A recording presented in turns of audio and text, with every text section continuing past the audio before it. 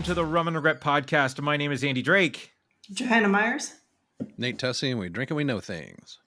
And it is November 1st. We are going to talk our Halloween HorrorCast. And with our Halloween HorrorCast, we have a very special guest. He's been with us before. Ladies and gentlemen, please welcome Steve Polivka to the podcast. Thank you guys for having me. Mr. Soup in the house. Mr. Soup. And I'm drinking Czech beer in honor of my Czech heritage. There you Nice. go. Nice. Apparently his last name means soup in does Czech. Oh, So we've okay. been calling him Mr. Soup. Nice.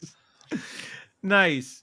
So I know, Steve, we've talked about this before on former podcasts where you have a deep love of the horror genre in terms of movies and everything. And so we just wanted to get your take on this time of year. And then sort of, I know, and you also do a 31 days of Halloween where you watch a scary movie every day. I want to dig into selection criteria. If you have some classics that you have to see, and then if you purposely throw in some new stuff just to see sort of where it lands on the scale. But we'll get to all that after the bit. I think I said it was Tuesday, November 1st. That's when we're recording this, day after Halloween. And yeah, we're here. Let's do it. Let's talk about it. But we'll get our segments in first and foremost. Nate, how's the Marvel Minute looking? The Marvel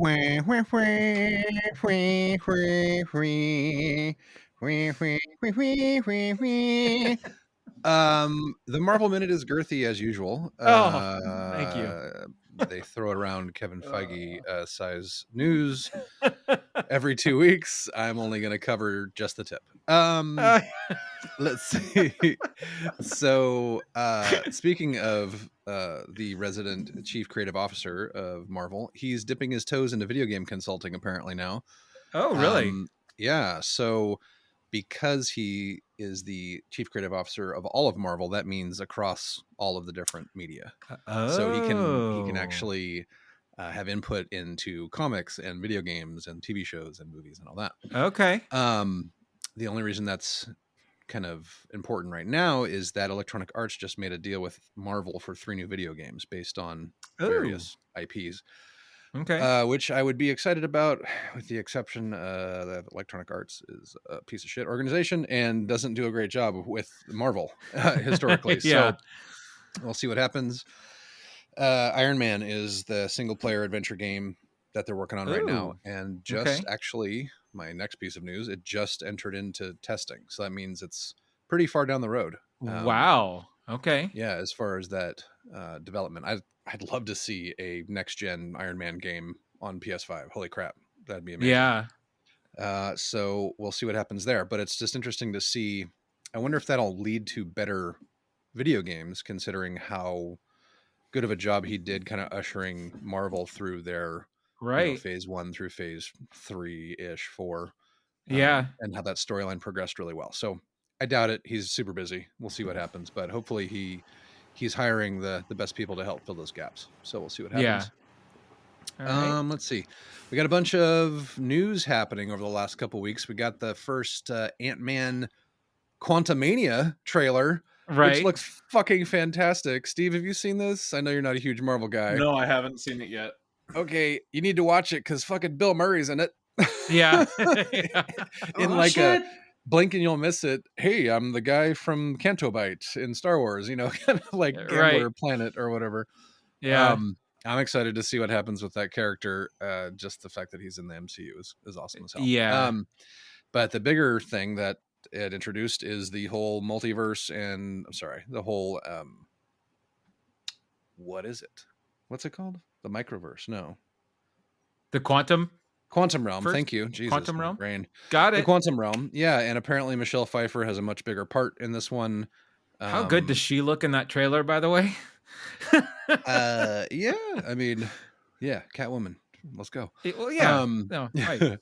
It's hilarious. All the memes that are coming out right now where apparently like Spy Kids, or there was some other movie that did this with like a family going into time travel to try and save, but it's like a kid's movie. Yeah. And so there's a ton of memes, and they actually, the film or the production company, like shots fired at Marvel, where they posted a picture on Twitter and was like, "This is the template or whatever," and it's a picture wow. of their family in like a time travel realm right next to a screenshot from the trailer. Oh, And geez. so, yeah, it's hilarious. Oh, wow. But the bigger thing is that it's reintroducing Kang and Jonathan Right. Majors' character that was so great at the end of Loki. So Yeah. this is the terrifying version he warned about in that show. I can't wait to see what happens. And apparently he's going to need Ant-Man to do some kind of time heist for him so he can take over all the multiverses. That's the vibe I'm getting from that trailer. But it looks amazing. It's going to be one of those like Guardians level feast for the eyes. Right. Kind of turned up to 11, it looked like, from all the Quantum Realm stuff. So super excited for that. What else? We got a new Black Panther trailer that shows off a ton more of Namor, as he calls himself, with that cadence in the movie. Foot feathers. And yeah, with the feet feathers, the feet wings, just completely accurate to the comic book. That's great. I think they actually ran like the physics issues with the flight of Namor. Like it was one of those, you fucking nerds have too much time. God damn it. I know, right? But I love it. I love it so much. But more importantly, we got a first good look at the new Black Panther. It's almost guaranteed to be Shuri. I think Shuri dies in this movie. There's that first intro, the first trailer that we got, had Angela Bassett, right? Yes, that's correct. The Queen just ranting like, "My entire family is dead."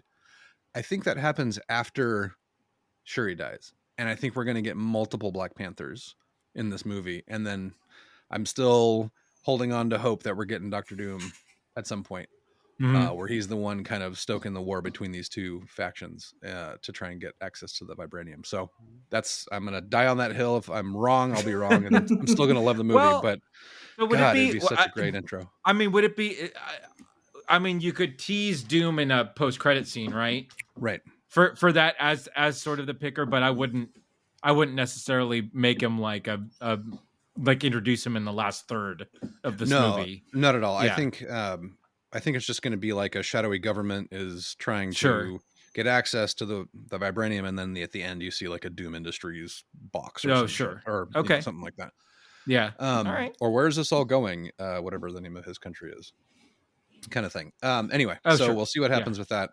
Looks really cool. Let's see. We got all kinds of new. Oh, Harrison Ford's official casting as the replacement for Brain.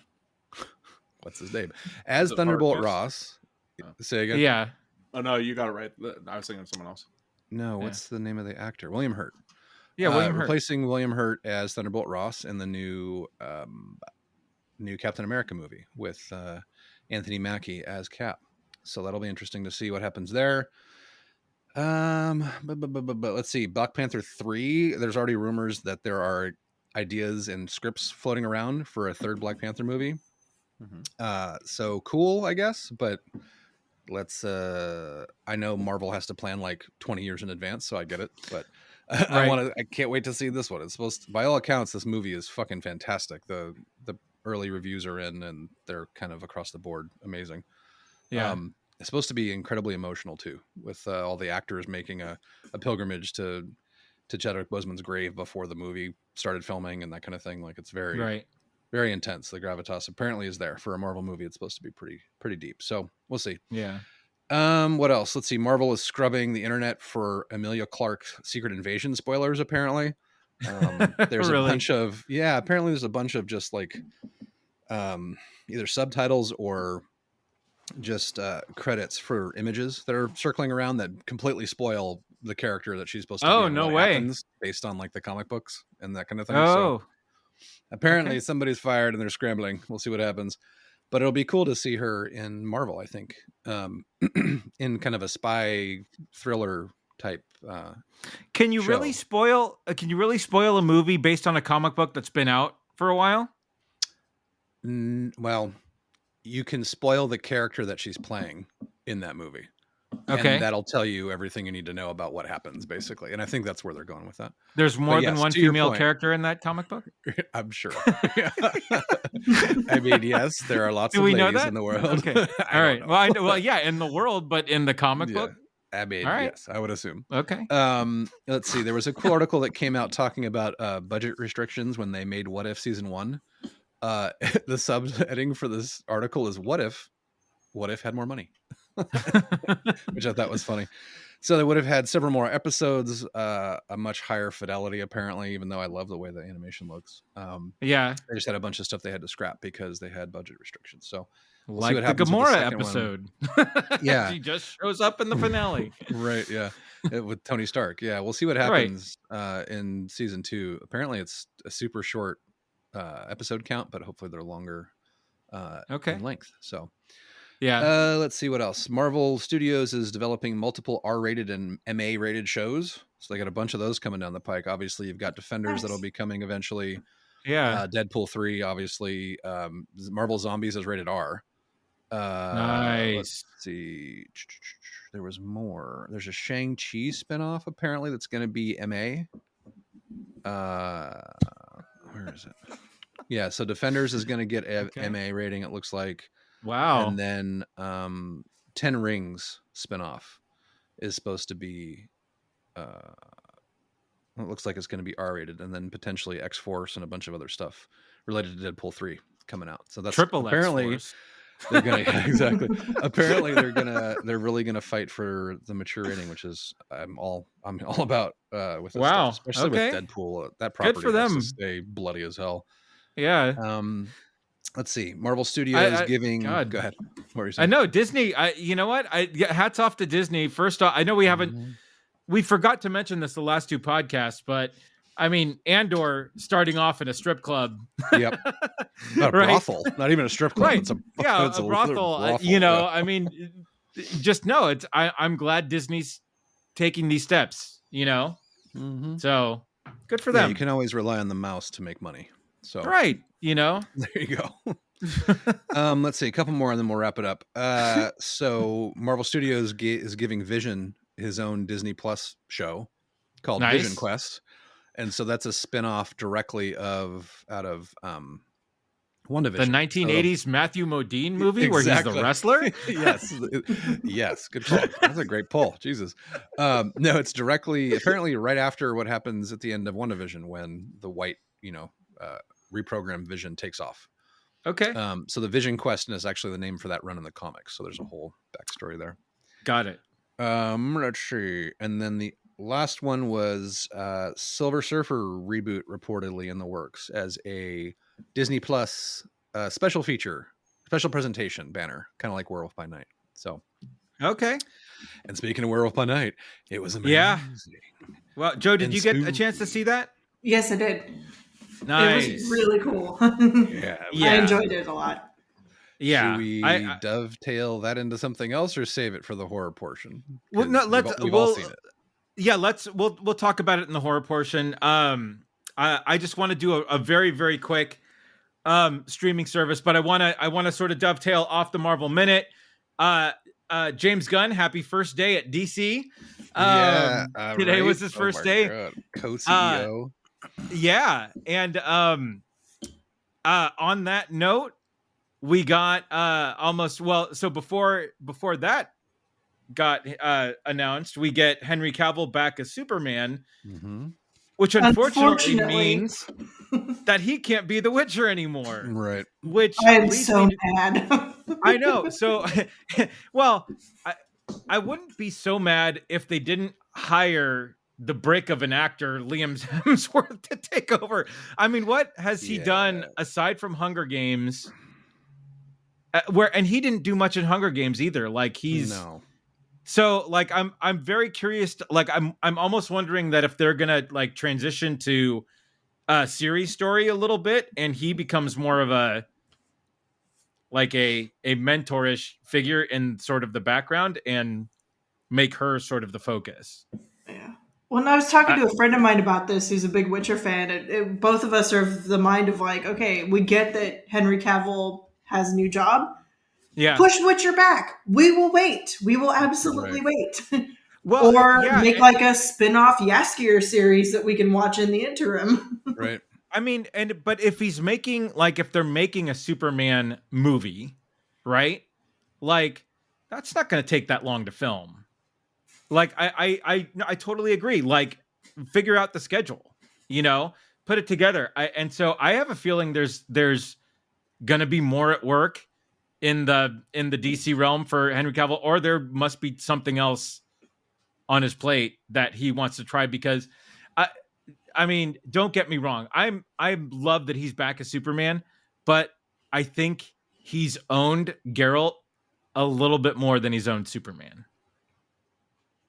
And because he loves that franchise so much and puts so much of his heart into it, right? Yeah, it's kind of just like, why are you just kind of letting that one go and passing the torch?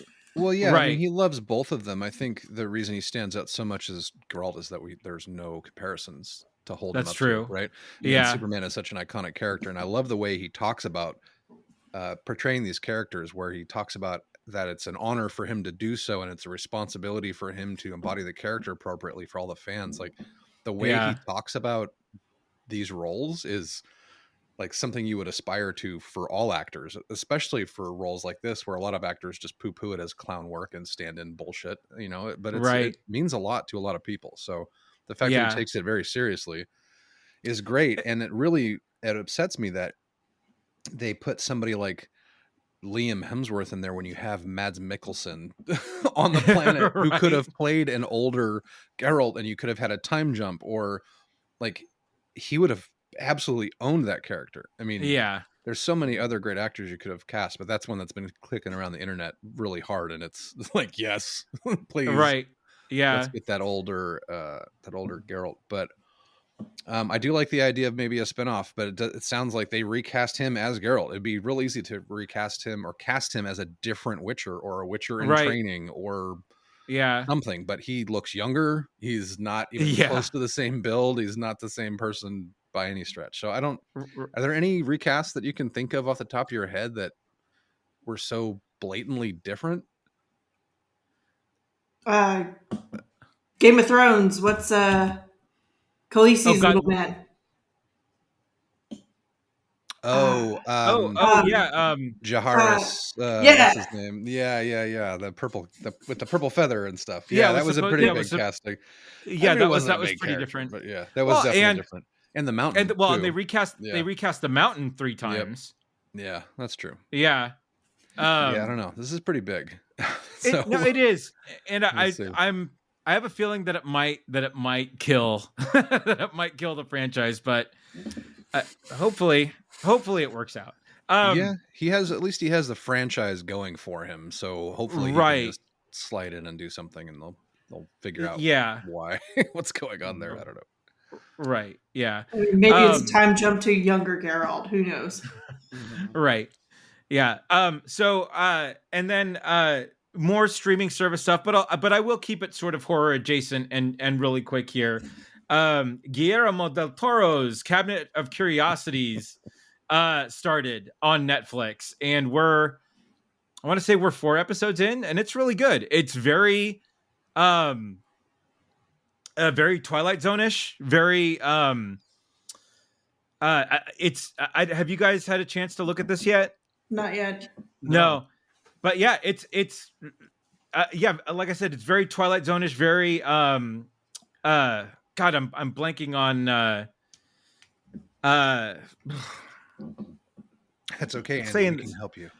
No, North by Northwest, Rear View.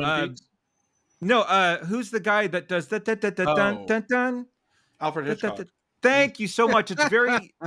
Thank you so much. I've been saying this all through watching this, and I blank, of course, when I get on the podcast. But no, it's totally it's very Hitchcockian. Del Toro introduces each episode. Oh, awesome! In the vein of sort of Rod Serling and Hitchcock as they do it, and so it's really cool. Some great acting and actors for these segments as well, and they're. I mean, it's so far, like I said, they're really good. They're really great. So if you have a chance, check that out. And then we finished up season 3 of Bite Size Halloween on Hulu. Again, these little shorts are magnificent. They're so good. Like I said, there's one that's 2 minutes long that is one of my favorite, like, little mini horror segments ever. it's called Bite Size Halloween on Hulu, and they range from like 3 minutes to some are like 12 or 13 minutes. Okay. And it's an anthology sort of horror things. They're little mini horror stories, and it's so much fun. And they're so great. Is it animated or not animated? No, action? It's live action. Yeah. Cool. Okay. So what service is that on? It's on Hulu. Hulu. Okay. I'm just adding it to the watch this list. And the last thing I want to say is I had to subscribe to another streaming service, Screambox, in order to watch Terrifier 2. And I watched it. Steve, did you get a chance to watch this yet? I haven't. I've seen there's a lot of divisiveness, I feel like, in a lot of the horror groups I'm in regarding Terrifier 2, where some people love it and other people absolutely hate it. Okay. So I haven't seen it, so I can't really speak to it, but I'm interested to see it. Got it. Yeah. I over the last day I watched it, I put it together, and I won't spoil it for anybody. I know you guys are probably going to watch it. I know Joe's going to watch it. I am going to say this. I have a feeling when all is said and done that Art the Clown will be able to sit at the table with Freddy Krueger, Jason, Michael Myers, and Leatherface. That's how I feel after watching this movie. I feel like that's going to be sort of his footprint. I have a feeling he'll be in that conversation. So that's all I'll say. Wow. Yeah. So with that, let's move into the horror corner. Can I jump in real quick at the end of the streaming service? I got one thing. So I actually took Annie through The Legend of Vox Machina recently. So the whole series again on Amazon Prime Video. So Legend of Vox Machina, based on the D&D Real Play YouTube Critical Role. They just got approved for season 3, even though season 2 drops in January. So that was something else that happened in the last couple of weeks, is they dropped the teaser trailer, which picks up right at the end of the first season, and I'm excited for it. She loved the show. She's like, should I play D&D? I was like, yes, you should play D&D. Let's make this happen. Steve is fun. Let's go. She said hi, Mr. Soup, by the way. I'm more than happy to have her join our game. There you go. All right. So yeah, with that, let's jump into the larger horror conversation now. As we mentioned on our last podcast, we gave Nate some homework. We talked about Hellraiser last week. He had to watch 2 more movies, but then we gave him some extra credit when we found out that Barbarian dropped on HBO Max last week. But so he had to watch Deadstream, which came out on Shudder this year, and then we also made him watch the Peter Jackson classic, Dead Alive. Classic Dead Alive. Really set him up for Lord of the Rings, I will say. Oh right, for sure. Totally. It's like cinematically, it's up there with, I'd say, Two Towers. The cinematography, the script writing, movie. Everything is just, especially the opening. I got the bad feeling, man. Right? Hey, yeah. I'm gonna die. See, what you got to realize is the monkeys. They came onto the ship, or the rats came onto the ship, and they screwed the monkeys. Right. Exactly. Oh man, that I love that some guy just saw that and like decided to still put it on display at the zoo. Yeah. Oh, God. Man, it had been a while since I've seen that, because I forget when I saw that a while ago. And so Joe, when you suggested it, I was just like, man, I need to watch it again. So I rewatched it, and I'm so did I. Yeah, man, I saw all the good feels. I want that time back. I'm glad it was a short movie. So the first time I saw this movie, I was entirely way too young, and like all I remembered was the big titty rat grandma at the end. Yes. Right. Oh my God. Like It's seriously ingrained in my brain. And like a couple of years later, when I was older, and I was like, "Oh yeah, what the hell was that movie?" I swear I watched it on like USA Up All Night. Right. And I was asking like horror friends, and I was like, "What is this movie with the big titty like mother rat grandma at the end?" Finally, somebody was like, "Dead Alive! Oh my god, you have to watch it again." I mean, if you throw a big tittied rat grandma and somebody doesn't get, I mean, I figure that's a pretty big identifier. If I I've was ever going to say seen you'd Dead be Alive. surprised. Sadly, that doesn't narrow it down very much. I mean, Barbarian also. Right, I was going to say, so No. Barbarian. Yeah, Spoiler some very alert, similar Barbarian. themes across all those, right? grandmas. Oh man. I was not ready for that. Yeah, watching it though brought me back. Like the scenes that my like three favorite scenes are that end one, obviously, the scrambled eggs at the dinner table where he's like pouring the scrambled eggs down the nurse's throat. Yeah, and the whole scene with the lawnmower. Oh man, lawnmower's iconic. Yeah. But Nate, what did you think of Dead Alive?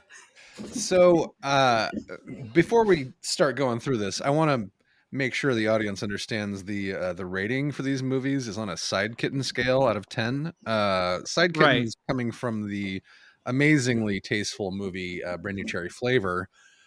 Series, thank you so much. Sorry, excuse me, series.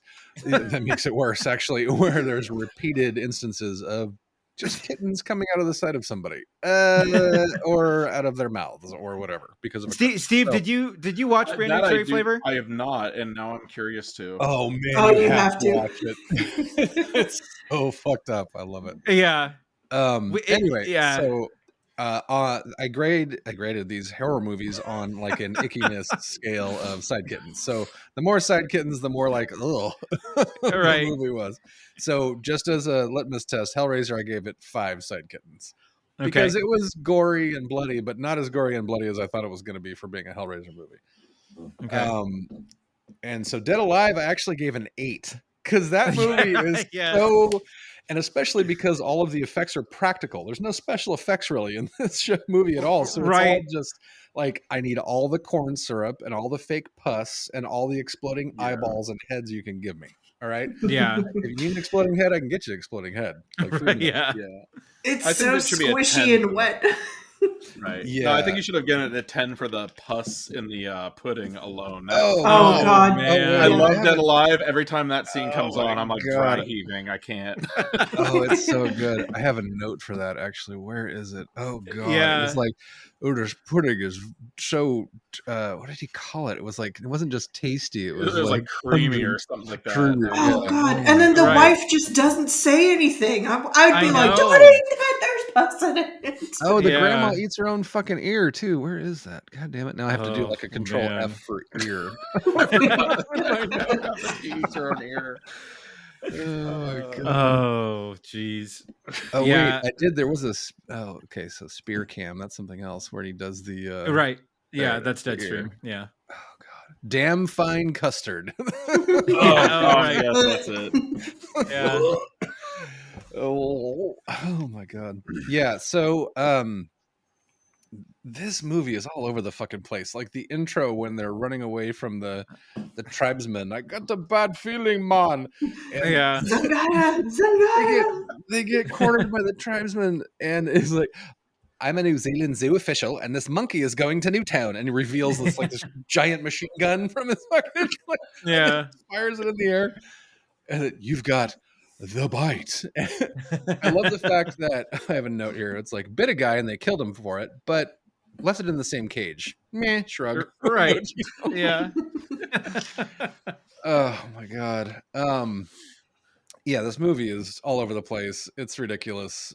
Kind of funny. I think I was probably a little high when I watched this, but that probably made it better. Right. Especially they were a little high when they made it. So exactly. They must have been. Yeah. Well, especially when like the delivery guy was like, "See you later, alligator," unironically picking up on the lady at the shop. Like, right. Oh my God. Yeah. So overall, I liked it. It was disgusting. It was a cool like zombie-ish type movie.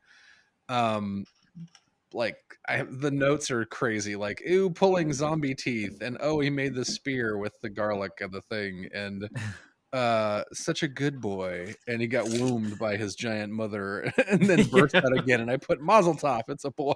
Yeah. Like, I really wish I could have just live tweeted this. I probably should. Yeah, this was one we should have all just watched together. Yeah, right. No, I totally agree. This is an MST3K candidate for Rum Regret. 100%. Yeah. If they haven't done it already. I'm sure they have, but we need to do an R&R, 20K or whatever, and do that. That'd be fun. So anyway, I give it an 8 side kittens out of 10. The only reason I didn't give it a 10 because I didn't want to cap the ceiling. I know things get worse. Of course. So, of course. Yeah. But, yeah. What about you guys? No, like I said, I saw this again, probably when I was younger, and I didn't necessarily appreciate it, I think, as much as I do now back then, knowing who Peter Jackson is now as a filmmaker, as an award-winning filmmaker. And he made this, it's just one of those movies that, it's so like over the top and fun and seriously not serious, that's just sort of one of those. You can't help but smile when you watch this movie. That's sort of one of those things, I think it just makes you happy. Big angry titty grandma makes you happy. Like a giant fertility idol zombie grandma rat thing. All right. Yeah, but I love that line. She's like, we need to go, and it's like, I haven't seen mom yet. And then she just pops out of the floor, just like, oh man. Yeah. Steve, what's your take on Dead Alive, man? So Dead Alive, I think I saw it for the first time when I was maybe 12, and it was like an instant classic for me. It's one of my all-time favorites. I have so many good memories of watching it, both in my youth and then in my adulthood. Like my favorite bar in Oakland used to air it all the time, Heart and Dagger, if anyone's in the area. That's awesome. And they would play it, and I remember before my wife and I got married, sitting at the bar with my father-in-law watching Dead Alive, having beers, and he was just like, what is this shit? And I was explaining it to him, and he was loving it because he loves like old Godzilla movies and stuff, so he was all for it. And we were just bonding over Dead Alive, and that's like a cherished memory for me now, is bonding over. Nice. And it was specifically the rat mother womb scene, and he brought up the same points that Nate brought up. So I'm going to have him actually listen to this podcast and be like, "You're not alone in talking about the rebirth imagery of this giant rat woman sucking him into her womb." Which, if we want to get technical with it, is kind of the theme of Lionel's journey in that movie, is that he had to emerge from his mom so he could be with the lady. I forgot what her name is. But anyways, I absolutely love it. I feel like it's amazing that after directing both Bad Taste and Dead Alive, that they still felt like he was the best person to helm Lord of the Rings. Right. Yeah. Well, but, then there was Frighteners after that, right? Frighteners is amazing. That one is also like, that one's hands down just amazing. I can talk for hours about Frighteners, but we'll move on we'll stay with Dead Alive for now. Yeah. I think that's going to close the discussion on Dead Alive. I want to move on. Feedback on Dead Alive? What's that? We got everybody's feedback on it, yeah? Okay. Yeah, we did. So I want to move on to my selection for Nate, which is Deadstream, which is a movie that came out this year, and it is a sort of a take on the found footage genre, but instead of found footage, it is a live stream of possibly like the worst streamer ever going into a haunted house, and there's just something. I can't put my foot on it. I don't know what it is about this movie that I love so much, but again, it's not necessarily rooting for a character to get out of the house, because you don't necessarily care if this guy dies or not. Oh no, I was rooting for him to die. Right. Yeah. Well, and then my first note is kill him. Right. Yeah. But then you get the added sort of bonus of where found footage is just found footage. You get the added bonus of you get to see audience chatter here. Right. Basically saying what people say in the audience of a horror movie. Right. Which is fantastic. Get out of the house. Right. And then you also get some fun expositional little videos of what happened in the house, right? During the moments. And so I love this movie from start to finish. I don't know, like I again, I love the quirkiness of the guy, the main character. But then I just love that he just finds the most fucked up house that he could go to. Right. And like ends up, and from start to finish, I just think this is great. And then the use of the cameras and the streaming cameras. Right. The fact that he names all of them, like he takes the time to name them, it's like, just set up the camera.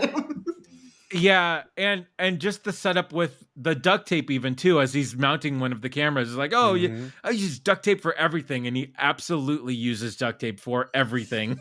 Yeah. That's right. This is where the spear comes from. It's this movie, not the other one. Right. Yes. Yeah. So, Nate, before we get your thoughts on this, Joe, cheers. I want to hear what you thought of Deadstream. Oh, I thought it was so much fun. I loved it. And I have to watch it again. Like, I'm going to have to watch it at least 2 more times because I kept like going back and forth between watching the camera and then watching the comments in the corner. Right. Yeah. So, because I was like, okay, I know there's going to be like little movements in the cameras and stuff like that. So I was like, shit, I got to watch that. And I'd see something in the comment and I'm like, damn it, I got to watch that. Yeah. But yeah, the guy was great. And definitely, like, I was the same as you, Nate. Like, first 5 minutes, I'm like, oh, God, I'm rooting for the house. I hope this guy gets killed in the worst possible way. Right. Yeah. And his scream, when he gets scared, it just cracks me up.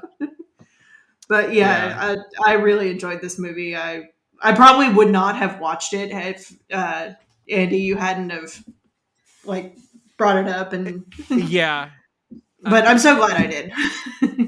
Yeah, I wouldn't have known about it either if it wasn't for I'm part of a Shudder horror fans on Facebook group, and everybody was talking about this movie. Like they were just like, oh man, it's so good, it's so great, you got to see it. Obviously, there were some people that didn't like it, that some people poo-pooing it, but yeah, same with the horror Reddit. It was like everybody was saying like, you got to check it out. Yeah. So Steve, I know you haven't watched this yet. I hope you get a chance to watch it because I think that this is something that you would really enjoy. Yeah, I'm planning to watch it tonight after this, actually. From nice. What you guys have said. Nice. Okay. Nate, how do we feel about Deadstream? Okay, so my first note is kill him. My second note is rooting for the ghosts. This is before he even gets into the house because I'm not a fan of barbed wires. My next note, and then keep out. All the doors and windows are braced from the outside. So let's go in this house, right? Yeah. I don't want to spoil too much because Steve's going to watch this, but this one scared me more than anything else because of the camera angles and the fact that I couldn't see anything like that. Right. Apparently, that's a thing for me. Apparently that's a thing for me. We'll see how it kind of pans out in general, but it scared the hell out of me. In certain points, I was watching the background more than the movie. Yeah. At some point. And sorry, I have to close my garage door. Apparently, it's been open for the last hour. Oh, okay. That's okay. To close it behind Steve when he came. Thanks to my neighbor Thorson for giving me the heads up. Sorry, thanks, man. And Brink. I gave this 6 out of 10 side kittens. I gave it more than Hellraiser because it has a bunch of really good close-up gory moments. That I think are just more fun than anything else. They're very practical. A lot of exploding eyeballs and that kind of thing. What else? I mean, I did like Joe said, the fact that he takes the time to put the cameras up and then names them all. I mean, obviously he's used to monetizing his feeds so that he can make sure he's got everything set up. I can respect that. Although apparently you need better time management because the ghost is coming for you, fucker. Don't name the camera. I know. Yeah, I can't really get into much of this. I don't want to spoil it for Steve. Like, I have so many notes.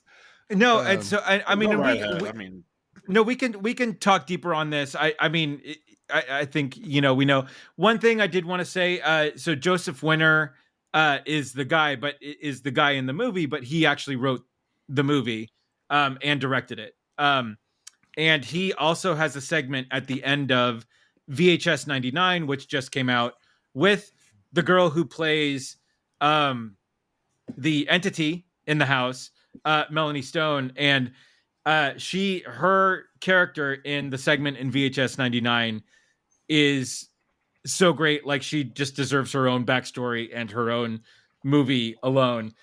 So if you get the chance to watch that final segment of VHS 99, do it. It's a lot of fun. And again, it's in the vein of sort of a found footage seance that happens, and it's great. So the two things I've seen from Joseph Winter so far, I love. and so I hope this guy keeps making these types of movies because I'm all for it. So with that, let's dig into Barbarian a little bit. So this was sort of the added bonus of this getting added to HBO Max. So we could finally check it out and see it. And Steve, I actually want to get your thoughts on Barbarian.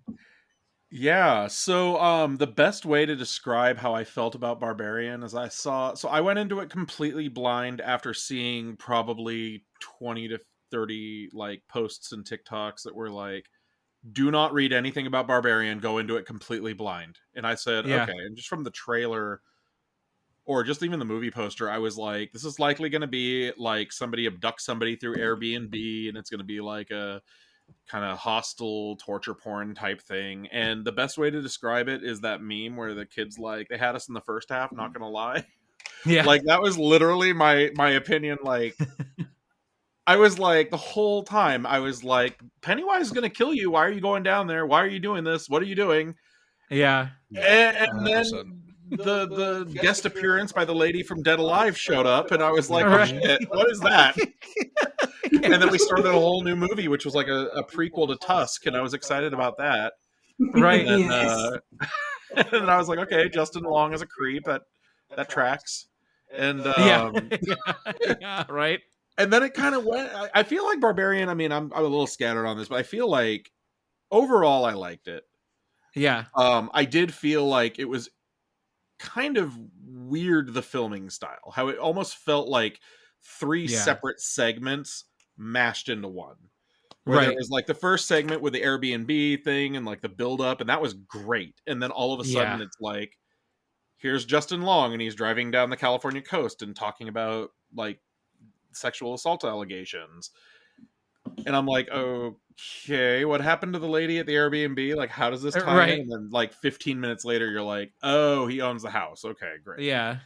And then it kind of like, I don't know, we can go deeper into it later, but I did not like his reaction to like, there's this creepy dungeon underneath my house, was like, let me just bust out a tape measure and run into the dark. I'm like, what? He wanted to add it to the spare footage. I was dying. Like, I was like, I mean, what the fuck? But then like, and then that all happened, and then all of a sudden it's like, by the way, it's 1980, and I'm like, okay, now what's happening? And it was just very jerky the way it happened. Like, I get that they had to show the backstory on how the lady from Dead Alive ended up in the house. Like, I get it, but I'm also like, I feel like it could have been filtered in a little better. And then from there, it just kind of, I feel like, went off the rails and got a little weird and wonky. Like, yeah, I don't know how much I should spoil or shouldn't spoil in my. Well, no, we are spoiler heavy. So, yeah. Okay, yeah. I mean, like at the end when they're going up the water tower, like I did appreciate they had like the classic homeless mystic guy who's like, I know everything that's going on. And Right. I burst out laughing when he's like, well, she goes out hunting, but she's never come in here before. And she just like on cue Kool-Aid Man's through the wall and kills him. Yeah. I just was like, really? Like, Jesus Christ. She just bursts through. It's like, oh yeah! And then rips off his arm. And I'm just like, okay, cool. And then they climb up the water tower, and Justin Long, like, no longer makes me feel bad for him for everything that happened in Tusk. I'm like, you are the walrus. Yeah. Good. Like, throws the lady off the water tower, like, I can escape. And then, like, you know, big titty mom, like, leaps off the thing and does this commando roll and saves the lady and then kills him. And I'm like, okay. I mean, I feel like, all right, that's Barbarian. I want to see a sequel where the girl goes to counseling and gets therapy, and it'll be called Cleric. And then one where she turns the cloth and it can be called Paladin. You know, and then we can kind of go from there. And then she becomes a secret assassin. It can be called Rogue. You know, we can have a whole like list of these. Right. I don't know that I necessarily want a prequel, considering how the I'm muted. Sorry. I want a prequel with Mama Barbarian where she gives up her career in emerging tech to stay at home with all of the inbred babies. I can imagine she has like some tough, gritty New Yorker like as her boss. She's like, Mama Barbarian, you got to wear a shirt if you're at work. She's like, I ain't doing this. And goes home. No, that's okay. She's swinging in the wind. Like, anyway. There's going to be a reunion between her and Sloth from Goonies. No, absolutely. Yeah. Oh God. Oh man. You guys. They only see each other every year at Easter. It's a family reunion kind of thing. And right. They share Baby Ruth and talk about Babas. That's so Why great. Easter of all holidays? That's what I do with my family. That's what we do with Easter. Arbor Day. I mean, geez, while we're picking Arbor Day. But overall, I mean, I liked it. I'm glad it wasn't spoiled for me that it was a creature feature, because her initial like introduction to the film literally had me being like, what the fuck was that? Yeah, for more reasons than her appearance. I was like, why is she 8 feet tall and naked? And super strong and immune to a bunch of stuff. Right. But it was good. I'm glad that, you know, they tried something new and it was interesting. But and I will say the tension at the beginning with Skarsgård and the lady was perfect. Oh, so good. Like, I was thoroughly convinced he was the killer. This was going to be a torture movie. He does a good creepy guy. They did that perfect. So those are my thoughts on Barbarian. Okay. Joe, what did you think? Oh, I gotta follow that. Yeah. Very similar. I liked it. I think it needs to be double featured with Malignant. Oh, for because sure. of just like just off the rails, like what the fuck? Yeah. So both this and Deadstream, I kept finding myself just like, why are you doing that? Don't freaking do that. Are you kidding me right now? Well, like, you know what? Skarsgård was overly nice and like, I swear I'm not trying to drug you or rape you or kill you, but she's like doing equally stupid shit. Like, are you really just going to go into the basement after a dude that you've met not even 24 hours ago? Like, get the fuck out of the house. Exactly. Call the cops. And it's so funny too, because she has that moment when she pulls the string and she's just like, nope. Yeah, right. Not doing it. Bye. You know, and it's just like, credits. Okay, this person gets it, and then she immediately goes down the hall, right? Yeah. After she Aziz lights the the corridor. Oh my God. That is an amazing reference. And then she walks in front of it. That's helpful. Yeah. Right. Yeah. It's totally how that works. Yeah. Oh God, that was good. And and again, like you said, Steve, it definitely feels like three separate like movies smashed together and really aggressively cut. Yeah, but it all makes sense in the end, and I swear Justin Long needs to be our Scream King. For sure, I love him, and like he just cast him in every horror movie now. He had a really good. He had a really good segment in Creepshow, the Creepshow series that came out on Shudder, where he is this inventor that can put himself into old movies. It's almost the Ready Player One trope of them doing the them acting out in the movies, being part of the movies. Right. And that was a really great segment. So no, I'm totally on board with Justin Long owning the Scream King moniker for sure. Yeah, because when he showed up, I was seriously just like, is he Wallace from Tusk? Like, he's that same kind of smarmy, like, shitty guy that you're just like, oh, I kind of really hope you get it. Well, he plays that so well. And that was one of the really great reveals from the Clerks 3 convenience tour, where Kevin Smith does his Q&A afterwards, right? Nate, I'm so sorry that you had to leave and you missed it, but so Kevin Smith revealed the next 5 movies that he wants to do, right? And he's explaining this, and he's just like, yes, I know what you're talking right. About. He's like, so I'm in a hotel room, and he's like, I forget where I was, and Tusk was on, and I got it, and so I decided to watch Tusk, and I realized just how much I loved this movie and making this movie, and how everybody did. So I immediately text the cast afterwards just to let them know how much I appreciated their work on this, and that I'm working on Tusk 2. And like everybody's like, all the cast was right back. Oh, it's on, that's great. We're totally on board. And Justin Long's response was, really? Question mark. That's so perfect. Oh my god. Get back in the walrus suit, Long. I know, right? Yeah. Oh my god. Really? So yeah. But that's great. Yeah. No, Joe, anything else here on Barbarian? So I meant to mention it before, but and I think I did on our chat, but there is a deleted scene. So if you want to add an extra side kitten to this movie, watch the deleted scene because it's disgusting. Oh no! Oh really? Oh, I gotta watch this. I'll wait if you guys want to bring it up. It's a very short scene. Well, I think we have to at this point. All right, we're going to take a break. We're going to watch this deleted scene, and we'll be right back on Rum Regret. Where is this available at? So I think it's on YouTube. All right. Is that? Let me see if I can find it.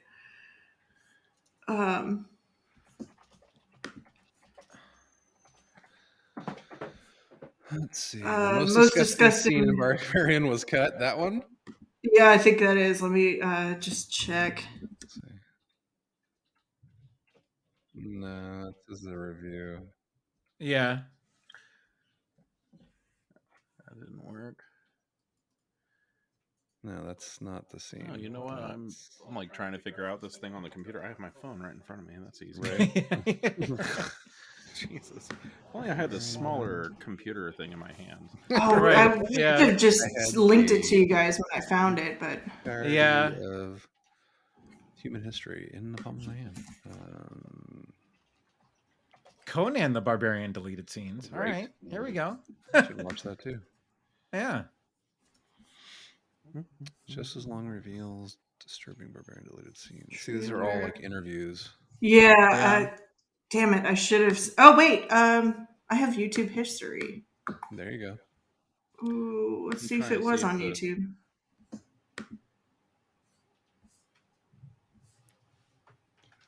Was it like a feature? I'm reading about what it is. Oh, the mother grabs a rat that's scurrying by and bites its head off and chews it up and tries to baby burn it into my mouth. Oh, no. Yeah, you had to read it. I was going to find it.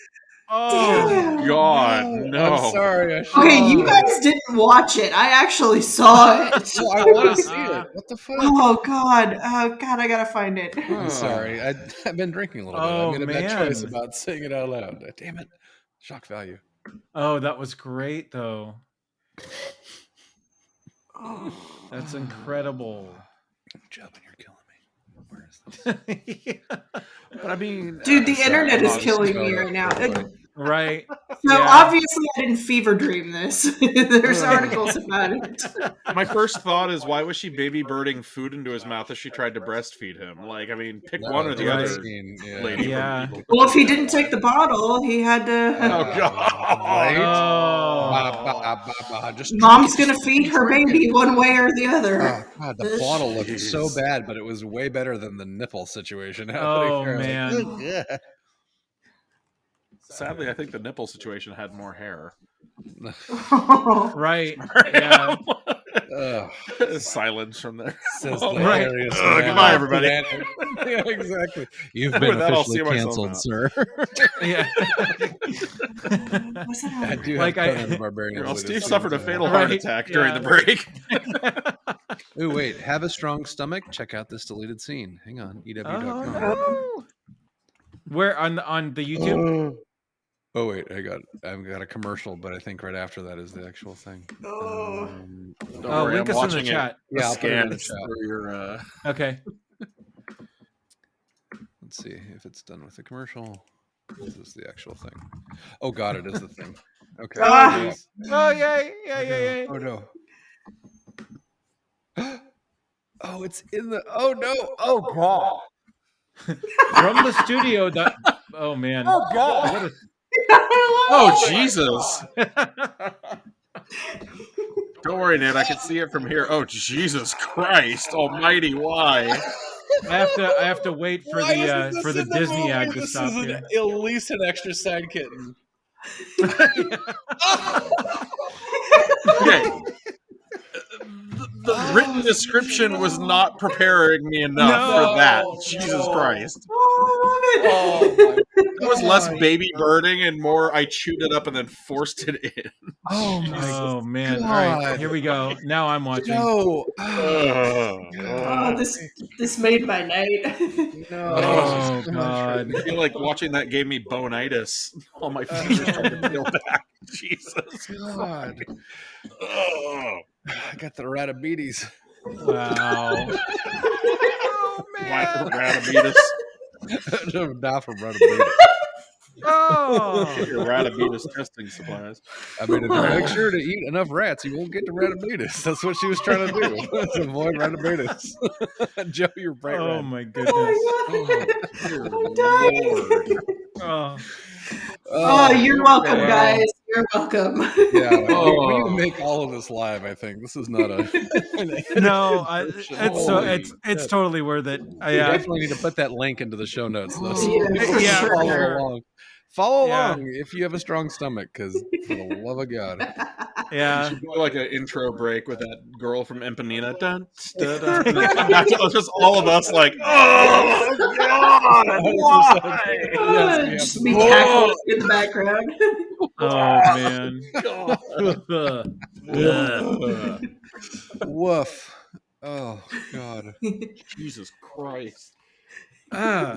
So Nate, how do you feel about Barbarian now? I mean, it gets at least another side kitten. I'm gonna put that up to a 9 now, almost because of that. I had it at a 7 because Dead Alive had so much more like brain busting. You know what? No, we're not gonna give it a 9. It doesn't deserve a 9. That's a 9 though. Fuck. Wait, you didn't go yet. We talked. I talked to Joe. Yeah. We got to see. I want to hear from you, man. Well, you want me to? You're not gonna. Okay, you're gonna finish. I will. No, I will interject. Okay. This one I didn't actually take notes through the whole way. Okay, it was more of a holy fuck, holy shit. Why are you doing that? You all deserve to die. I'm sorry.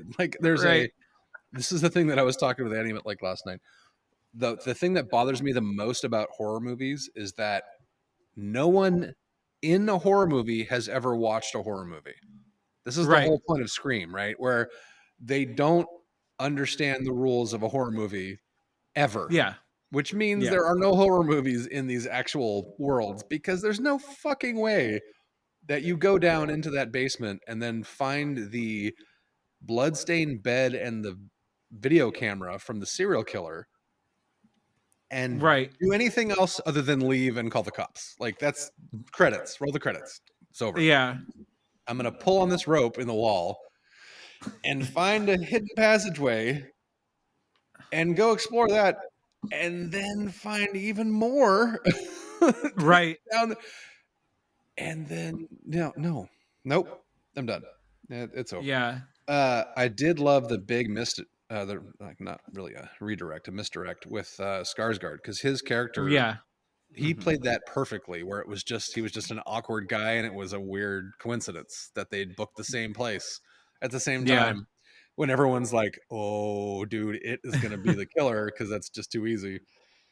But he did a great job. I think the whole I really want to know who opened her door in the middle of the night, because Yeah. it must have been the mom or somebody, because there was nothing, like the side door wasn't open, but then you saw it kind of opening behind her at the end of it, at the end of that whole scene.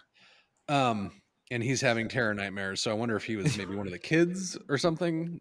I don't know. I think innocently enough, they probably just booked the same place. And the whole scene where she finds him, like to Joe's point, there's no reason she goes down there after him. Once he stops talking, because he's like, oh yeah, I see it. Yeah. And that was it. And it was like, okay, I think I messaged you guys, Keith. Right. Yelling the whole time, Keith. Like, why would you do that anyway? And then she finds the secret tunnel, and then he crab crawls towards her, and you're like, oh Jesus Christ, something bit me. There's something else down here. There's something. There's something else down there. It bit me. What? And then Mama reveals herself, and that's like was the big jump. We both yelled. Like, right. I yelled. Well, I'd like to say my yell was more masculine than hers, but that'd be a lie. Right. Yeah. Were you like the Deadstream guy? Yeah. I did the real high pitch, and she went, "Oh my god." And then I tried to scare her the rest of the time to try and recover my manhood. But nope. Yeah, I think in general, this was probably the best movie out of the four that I watched. The bunch. Yeah, we both really enjoyed Justin Long singing in the convertible driving down PCH. Right. Until the point when they're like, yeah, she filed sexual assault charges and you're out. And then there's a whole fucking scene where he admits to raping this girl. It's like, okay. Right. Fucking kill this guy. And Mama delivers. Splits his head open like a melon at the end after he throws her baby off the tower, and she miraculously saves her and survives, and then just rips his head apart like a melon. With the black chipped fingernails right into the eyeballs. And then I kind of wish they'd showed the front of him being ripped open, but that would have cost a lot of money. So I get it. But well, I almost wanted Mama to Deadstream pick the nose apart. Right? I have that note on Deadstream too. Yeah, that was brutal. So overall I like this the most out of all of the four movies, I think. Okay. Yeah, right. Good times.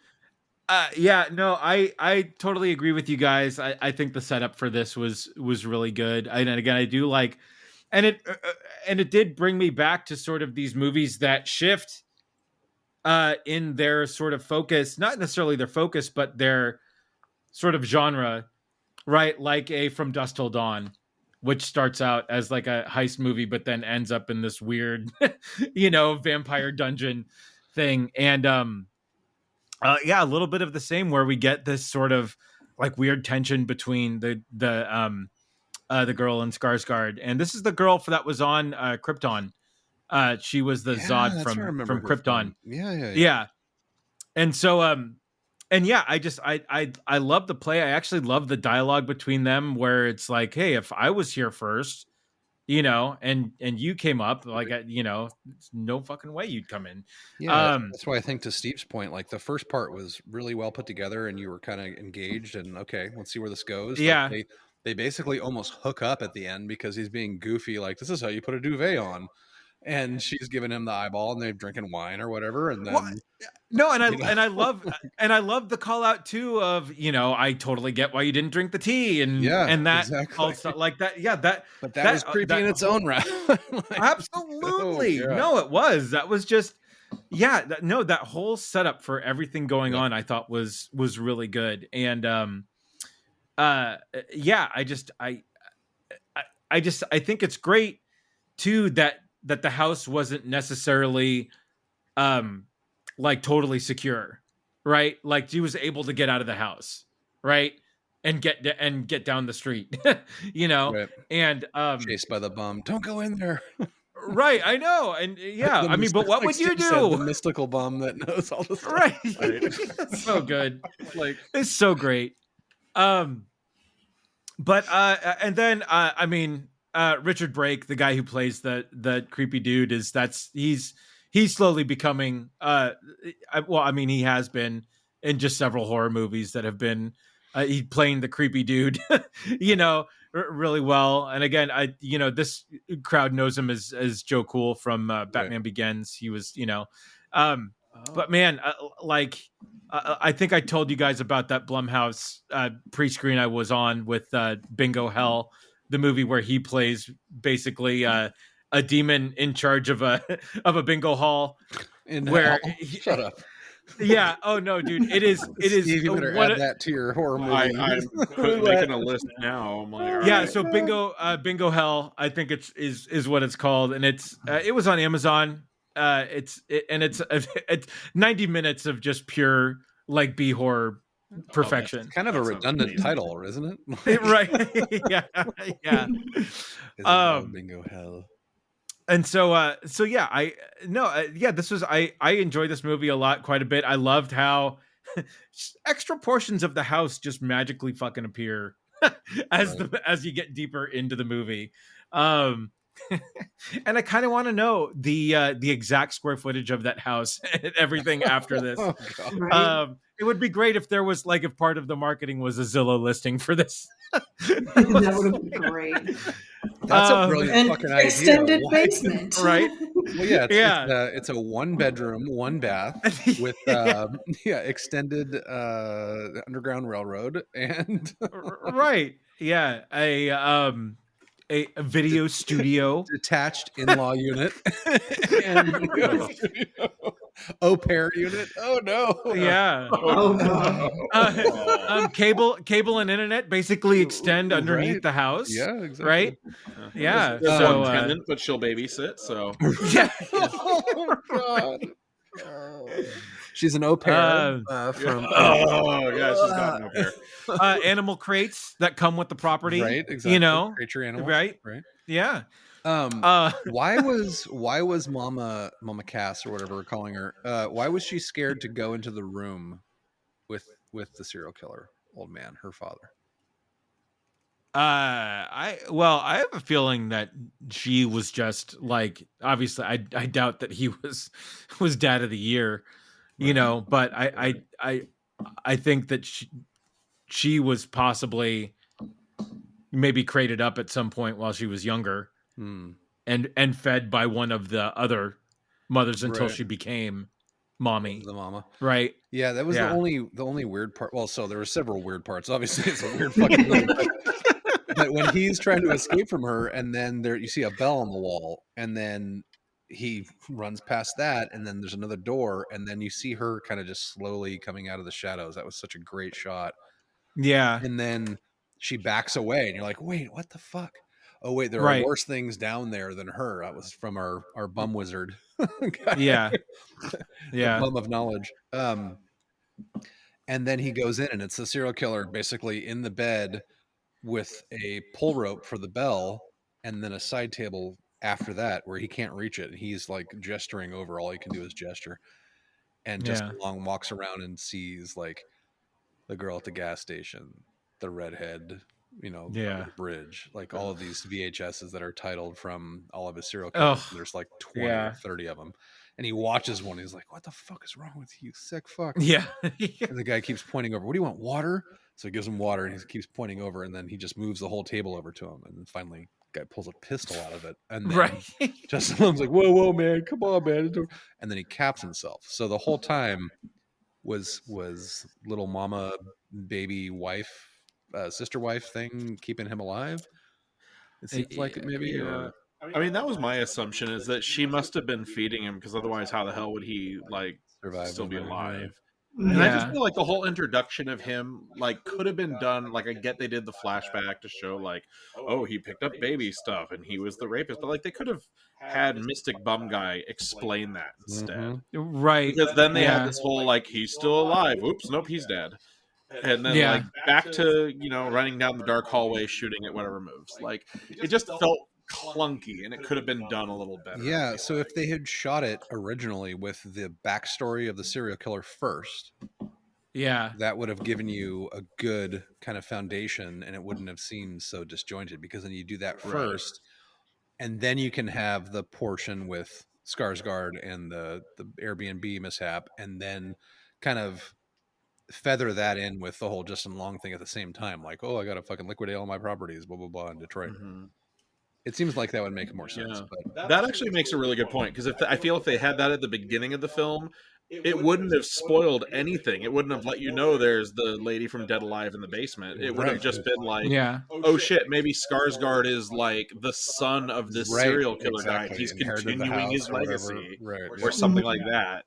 But then it wouldn't have given it away. It would have been a much better flow, because that just felt super weird, interjecting a flashback that paid off very little at the end. Like, it was cool because it was different. Like, it was something that Andy commented about too, that like it was a different shooting style, and kind of the disjointedness of it was a little bit jarring and kind of woke you up and took you out of the different storylines, which I can appreciate. But to your point, Steve, I think too, if they had actually shot it in a different order, it would have made a much better movie. Yeah. Well, and to that point, like a meteor lord, maybe like 10 minutes explaining, you know, bridging the gap, the time gap a little bit as well. Yeah. 40 years later. Right. I love the whole Reagan administration reference. Oh, in the car, like, okay, so it is 40 years ago. We get it. Yeah. So overall, great movie. I gave it 8 side kittens. Yeah. Because okay. All right. Yeah. All right.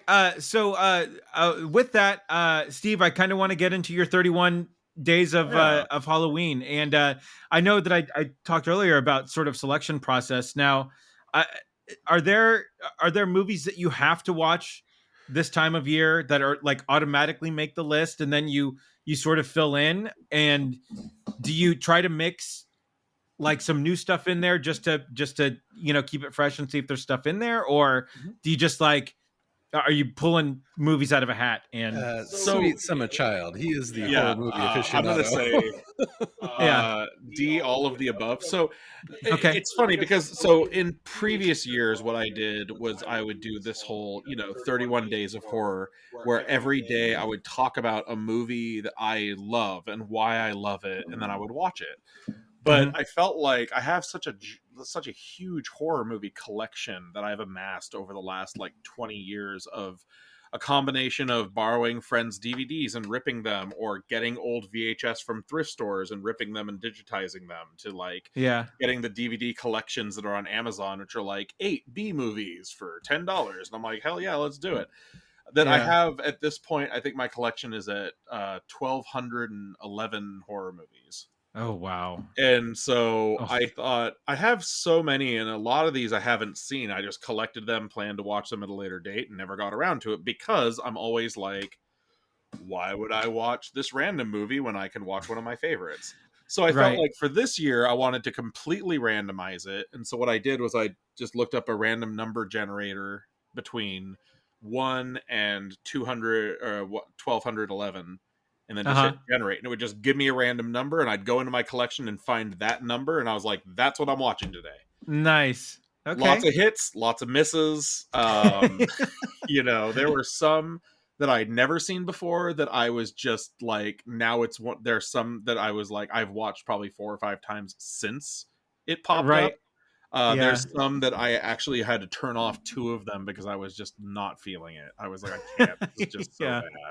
And I love bad movies. I mean, you know, like I'm a fan of Tommy Wiseau and Neil Breen. So, I mean, I love bad movies, but these were just beyond bad. I was like, I can't even with this. So I have a full list. If you're interested in that, I could just run through the list. Let's do it. All right, so Yeah. the list in order from day 1 to day 31. I'll just run through all of them and maybe pause on a few. So first was the I loved this when I was younger, and now watching it with a much more political conscious mind, I was like, oh my god, this movie is horridly like propagandized. But 1996, I want to say, Uncle Sam, which is a horror movie, takes place around 4th of July, about a guy who gets killed, I think, in Desert Storm and comes back as a zombie and kills un-American people who are, like flag burners and other stuff. And there's all these, like, there's this kid who does these things that are like, if you're against America, you deserve to die. And I'm like, holy shit, okay, like, easy, guys. But it's cheesy. It has a lot of, it's part of I like to have different horror movies for different holidays. So I can do, like, I have a whole bunch of Christmas horror and a bunch of Easter horror and stuff like that. So I try to break it up. But so it was okay. Number 2 was the third in the Extra series, which is a knockoff Alien series. And Extra 3 was awful. I was like, Extra 1 is like, okay, this is kind of cheap. Can you even have an Extra 3 without an Extra 1? Who didn't really set up 3 very well, I have to say. Number 3 was Don't Panic, which is like an 80s possession movie. It was decent. Yeah. Number 4 was The Invisible Ghost with Bela Lugosi. Classic. Okay. Number 5 was American Gothic, 80s horror movie about kind of a family that lives on a random island. Then there was 6 was Boneyard, which was relatively new to me. It's from, I think, 1990 or 1991. About it takes place in a mortuary, and there's these like demon children that come out, and it's a lot of practical effects, a lot of rubber costume monsters. I really liked that one. I was quite actually surprised at how much I liked it. 7 was Oblong Box. Which is the Edgar Allan Poe from the 60s. What'd you call me? I often refer to myself as oblong shaped. Right. So, I feel attacked. I feel both an affinity and attacked. Round as a shape. Round as a shape. For the 8th day, because I was on my anniversary with my weekend with my wife, we decided to watch the new Hellraiser. So that we just picked aside from the random numbering. And absolutely real quick, how did you feel about that? Oh, I absolutely loved it. I love the new Cenobites. I felt like the story was really good. I like what they did with the puzzle box, how it had the different configurations. Yeah, I like the whole thing. Like, I see a lot of people are back and forth about it, but I absolutely loved it. Nice. Gobin has become your new best friend. Speaking of absolutely loving, the 9th was the ever amazing I Bought a Vampire Motorcycle from 1991, which is about a vampire motorcycle. That old the vampire motorcycle. It's amazing. Number 10, the 10th was Vampire Hookers, which is a 70s movie. It is what it sounds like. Right. Please, yes. This is one that surprised me. I got on the 11th, I got Dude Bro Party Massacre 3. Oh my god. And I said, this has got to be awful. It is honestly, I have to say, this is one of the best horror movies I have seen in recent years that has been made in recent years.